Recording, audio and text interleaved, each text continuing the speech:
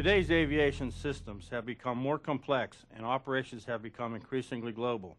As a result, aviation businesses and government entities must continually evaluate safety strategies for the future. With a full endorsement from FAA, in 2006, ICAO published requirements for air operators and aviation maintenance organizations to establish safety management systems. And Annex 6 to the ICAO conventions requires member states to have requirements for safety management systems in place as of January 1, 2009. ICAO's purpose of safety management systems is to provide a framework for certificate holders to manage their safety strategies and practices, just like any other business objective. This means the safety management system is a top-down business-like approach to managing safety risk. As a proponent of safety management systems, FAA intends to implement the ICAO requirement. In June of 2006, the FAA published an advisory circular, AC 120-92, to introduce the concept of safety management systems to certificate holders and to provide guidance to meet future FAA regulatory requirements. Also, since businesses and governments must work cooperatively to manage safety, AVS is implementing its own safety management system known as AFS SMS. This internal SMS will help us in flight standards with our oversight responsibilities by providing a process-oriented approach to determine that certificate holders have management systems to manage risk and assure safety. You'll hear more about our internal safety management system in the future. The purpose of this presentation is to provide you with information about the safety risk management systems that many of our air operators and aviation maintenance organizations will be building using FAA guidance. These safety management systems are often called external safety management systems. Before we go into the details of safety management systems, I want to establish the context. First, risk is inherent to all certificate holder organizations. It results from the environment and the operational activities. Second, under Title 49, certificate holders are responsible for operating safely. Operating safely means to reduce the risk of harm to persons or damage to property to an acceptable level through a continuing process of hazard identification and risk management. So under Title 49, there is an inherent requirement for certificate holders to identify hazards in their operating environments and to manage associated risks to an acceptable level.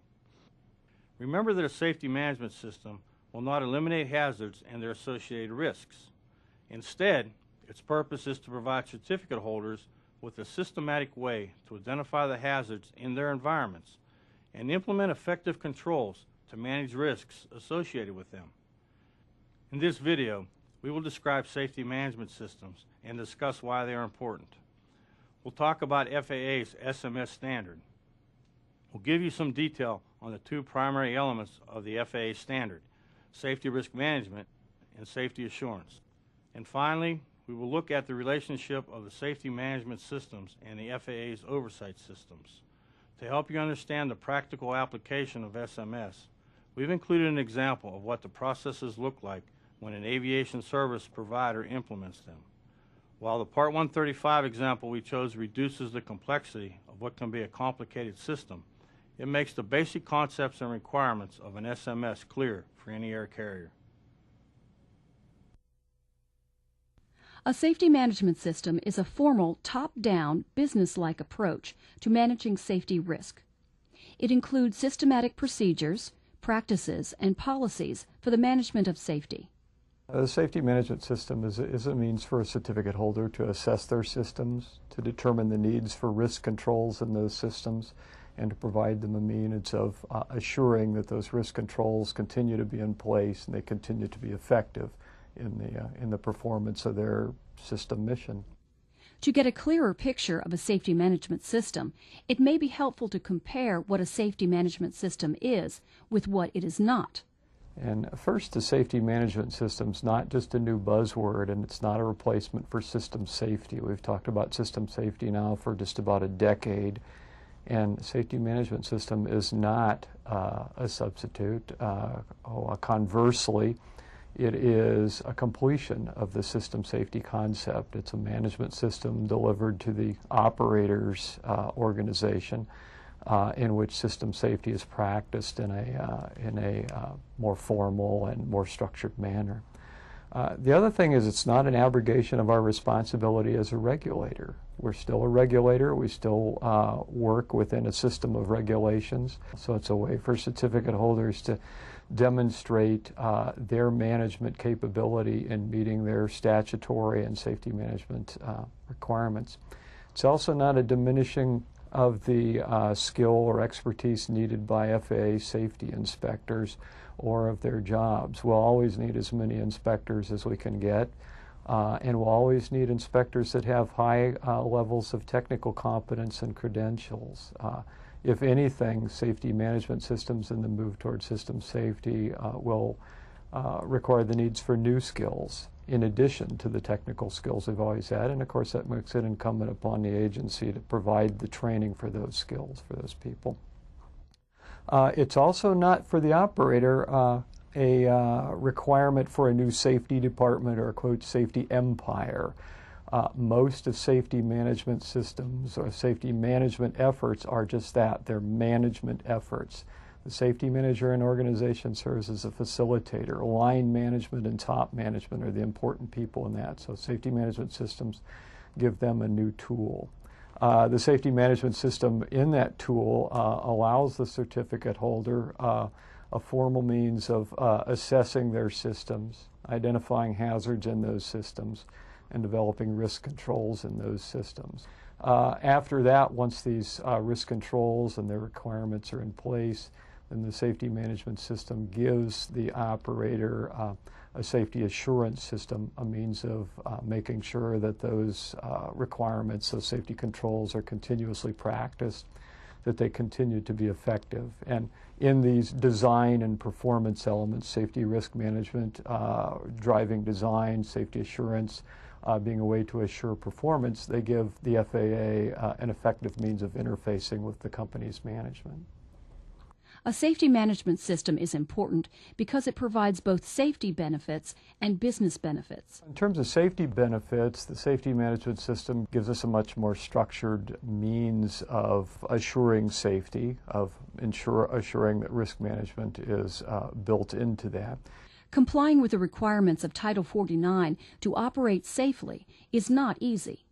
It can't be done without thoughtful design of operating systems, including implementation of risk controls and systematic measurement of performance.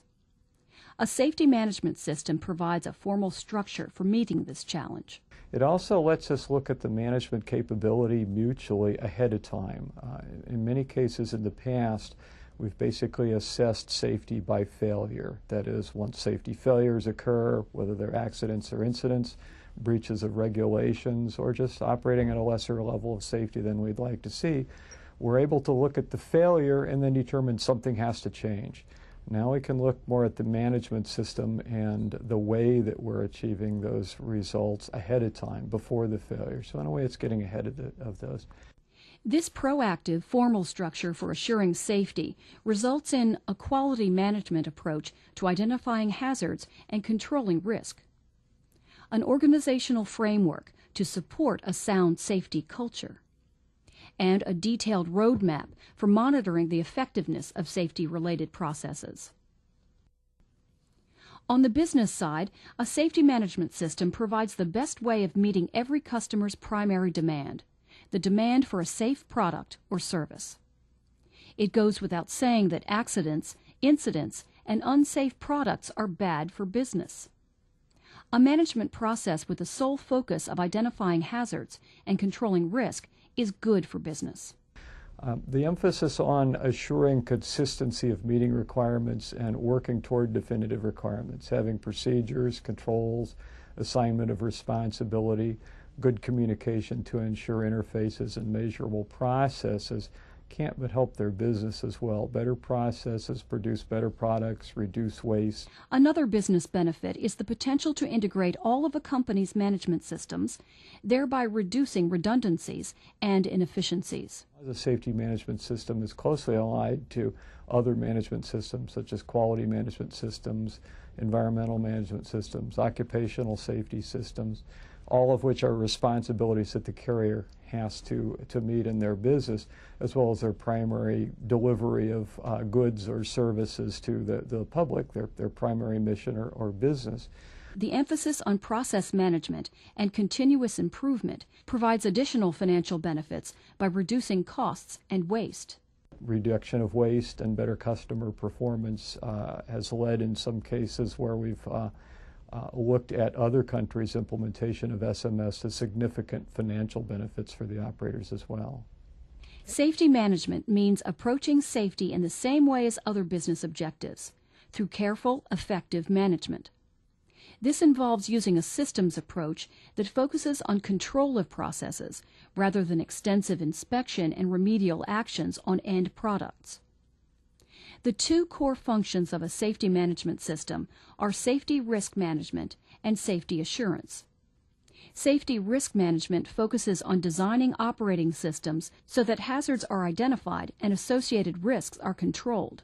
This is basically a design component in that we assess our systems and our systems environments as well as their mission, and we assess what hazards might be byproducts of performing that mission and put risk controls into it. So the risk controls added to the basic design of the system are the final design. That sets our requirements.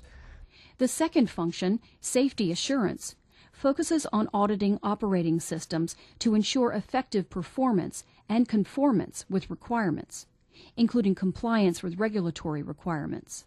The other function is safety assurance, very much similar to a traditional quality management system.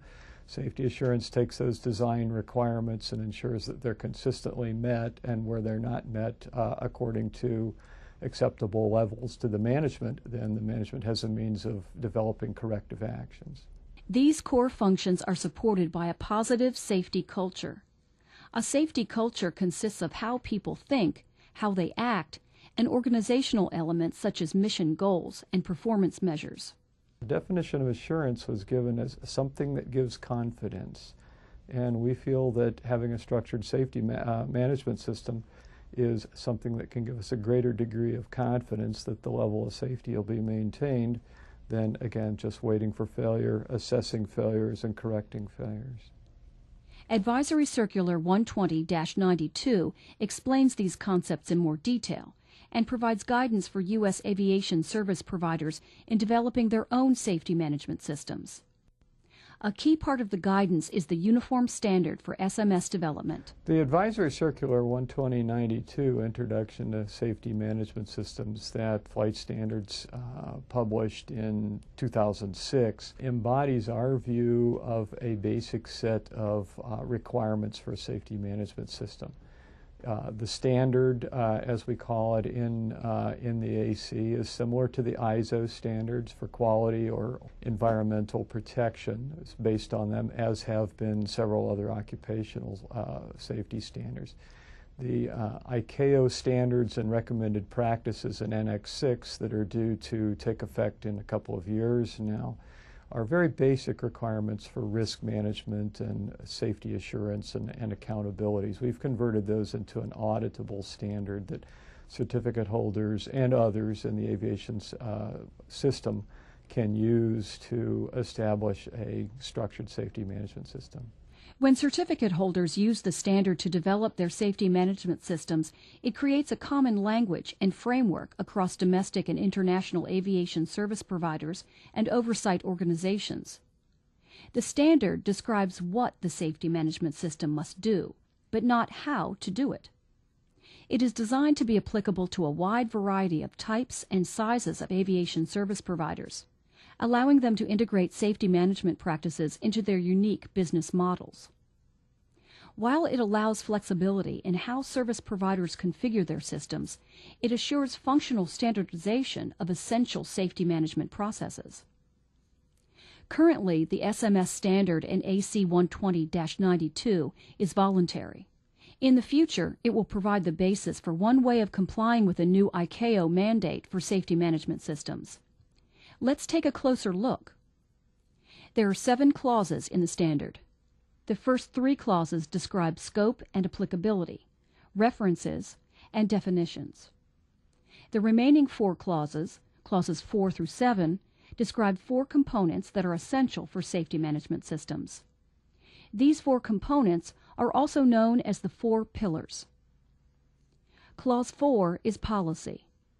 The expectation of Clause 4 is that an organization will develop an integrated, comprehensive safety management system for its entire organization. All management systems must define policies, procedures, and organizational structures to accomplish their goals. Clause 4 outlines the requirements for these elements, which form the framework for the safety management system functions. Clause 5 is safety risk management. The expectation of Clause 5 is that an organization will understand the critical characteristics of its systems and operational environment, and apply this knowledge in a formal system of hazard identification, risk analysis, and risk assessment, which are essential in controlling risk to acceptable levels. Clause 5 presents a safety risk management process, which is derived from FAA's System Safety Process Model. This process produces well-designed operating systems that control the risk associated with hazards in the operating environment. Clause 6 is safety assurance. The expectation of Clause 6 is that an organization will monitor, measure, and evaluate the performance and effectiveness of all risk controls, as well as ensure regulatory compliance. This function ensures that the risk controls are continuously practiced and remain effective when the environment changes. Clause 6 presents a safety assurance process, which is based on quality management concepts and processes. And finally, Clause 7 is safety promotion. The expectation of Clause 7 is that top management will communicate the safety-related responsibilities for the organization's personnel, including clear and regular communication of safety policy, goals, objectives, and standards. Safety promotion consists of the practices in place to promote safety as a core value and to support a sound safety culture. Clause 7 provides guidance for setting up these functions. Of the 4 pillars, safety risk management and safety assurance represent the heart of a safety management system. As such, it's worthwhile to look at each in greater detail. Safety risk management deals with every aspect of a company's operations. It is a process for examining the operating environment for hazards, analyzing the associated risk, and identifying controls to address the risk. Safety risk management includes 5 steps, which are: analyze systems and tasks, identify hazards, analyze safety risk, assess safety risk, and control safety risk. This process allows certificate holders to proactively address risks by following it each time they design new systems, organizations, or products, develop operational procedures, or plan changes to existing systems, organizations, products, or procedures. To see how the safety risk management process looks in operation, let's consider the case of a startup airline that intends to fly medium twin-engine airplanes in a Part 135 passenger-carrying operation. The company's business model is based on a single-pilot IFR capability. The company has also decided to employ a safety management system and is using AC 120-92 as a guide in designing its operating systems. One of the programs the operator is designing is an MEL, so that it can continue operations when certain equipment is inoperable, as allowed by regulation. Let's look at how this operator can design its new MEL program by following the safety risk management process in the FAA standard. The first step in the safety risk management process is systems and task analysis. When an operator designs a new system, it must do 2 things.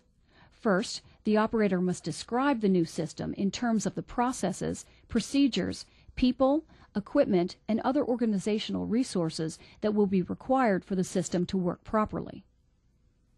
To design the new MEL program, our operator must define the required processes and procedures its employees will follow.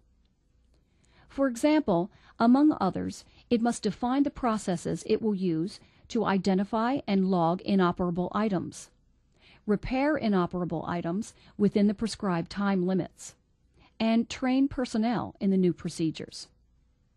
Second, the operator must consider how the new system will interact with its other operating systems.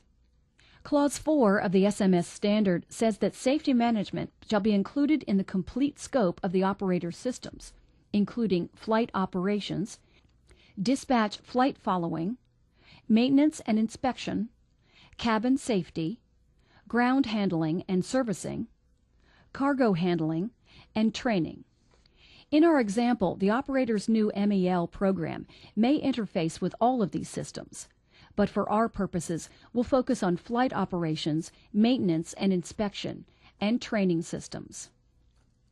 By defining the new system and identifying how it will interface with other processes, the operator can make decisions about how to tailor its MEL program to its specific operations. For example, the operator can decide what items it wishes to include on its MEL by considering how any operating restrictions for MEL'd items align with its business objectives and processes. In our example, our operator has made the business decision to conduct single-pilot IFR operations. To do this, the regulations require a functioning autopilot. However, the operator also wants to be able to conduct IFR operations when the autopilot is inoperative. Consequently, when designing its MEL program, the operator must accommodate this requirement by adapting provisions in the master MEL. According to the master MEL, if the autopilot is inoperable, the operator can continue operations, but only if there is an IFR-rated second-in-command pilot. So to tailor its MEL program to meet this business objective, in other words, to include the autopilot on its MEL, the operator must analyze the impact on the interfacing systems. For example, what changes will need to be implemented in the flight operations process to comply with the MEL operations, or O procedures? What procedures must be built into the operational control process so that if the autopilot is inoperable, flights are conducted in compliance with the MEL limitations? What procedures must be built into the maintenance and inspection process to ensure compliance with MEL maintenance, or M procedures, and time restrictions? How will we train flight crews and maintenance personnel to implement the O and M procedures? For example, the operator will need to include training in IFR operations with a second-in-command in its training program. With these questions answered, the operator will have an understanding of how the design of its new system will integrate into its operational environment. The next step in the safety risk management process is hazard identification. While it's impractical to identify every conceivable hazard, certificate holders are expected to exercise due diligence in identifying, documenting, and controlling hazards in their operating environments. A thorough system and task analysis facilitates this step. In our example, the operator may identify multiple hazards resulting from the business decision to operate in IFR conditions with a single pilot. For simplicity, let's focus on a single primary hazard: excessive pilot workload. We'll follow this hazard through the remaining steps in the safety risk management process. Once the hazards are identified, the next step in the safety risk management process is risk analysis. In this step, the hazard is analyzed in terms of any existing safety risk controls, triggering mechanisms, and the likelihood and severity of an undesirable outcome resulting from the hazard. Let's look at the hazard we identified in our example, which is excessive pilot workload. A potential consequence of this hazard is that an overtasked pilot will lose control of the aircraft or be involved in a CFIT accident. Because the regulations anticipate this hazard, there's already a safety risk control in place. The regulations prohibit a single pilot operating in IFR conditions without an operable autopilot. In this context, the regulations serve as a risk control to reduce the likelihood that a C-fit accident will occur as a result of excessive pilot workload. The next step in the safety risk management process is risk assessment.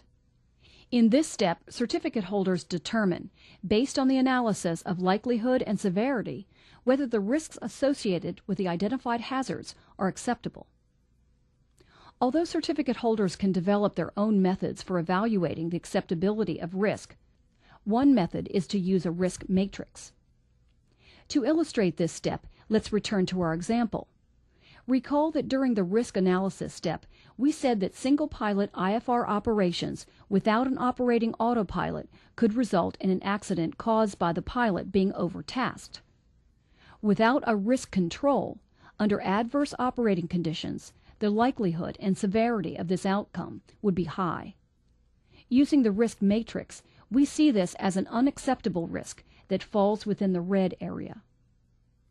In many cases, when a risk is determined to be unacceptable, and would be for any operator, the government addresses it through the regulations, and this is the case in our example. In other cases, when a risk is determined to be unacceptable and that risk is not addressed through regulation, the certificate holder would design an intervention to either eliminate the associated hazards or control the factors that lead to higher likelihood or severity. In other words, the certificate holder would identify how to reduce the risk to an acceptable level. In our example, the regulations and the provisions of the Master MEL provide the means to mitigate the risk to an acceptable level. The Master MEL requires a qualified and current second-in-command when operating in IFR conditions with an inoperative autopilot. This provision reduces the likelihood of the risk to an acceptable level, which corresponds to the yellow area labeled Acceptable with Mitigation on the risk matrix. Our operator must decide whether to accept the risk and therefore adapt the provisions of the Master MEL into its MEL program, or eliminate the hazard altogether, which means the operator would not include the autopilot in its MEL and would not conduct IFR operations with an inoperable autopilot. Once the operator understands the hazards and their associated risk, the final step in the risk management process is to design and implement actions that would control the risks. Let's turn back to our example in which our operator has decided to accept the risk and adapt the provisions of the Master MEL. Risk controls would include documented M and O procedures on the MEL. Examples of these could include the autopilot must be deactivated or removed by qualified maintenance personnel. Pilots must be notified that the autopilot is out of service in aircraft logbooks and cockpit placards. The crew must include a second-in-command that is qualified and current on the operator's certificate. The autopilot must be returned to service within 10 days. After a system is designed using the safety risk management process, it is implemented by the operator. In our example, the MEL program has been appropriately tailored to the company's operations, and the FAA has approved it. When the company completes the initial certification process and receives its operating certificate, it will be authorized to use its MEL in day-to-day operations.